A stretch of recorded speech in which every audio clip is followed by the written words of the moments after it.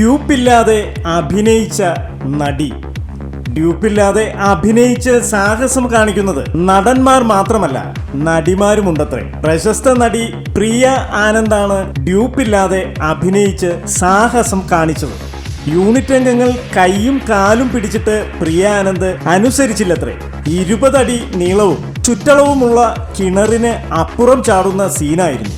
ഡ്യൂപ്പിനെ വെച്ച് സീൻ എടുക്കാമെന്ന് സംവിധായകനും യൂണിറ്റ് അംഗങ്ങളും പറഞ്ഞിട്ട് പ്രിയ ആനന്ദ് കേട്ടില്ല എന്നാണ് പറയുന്നത്.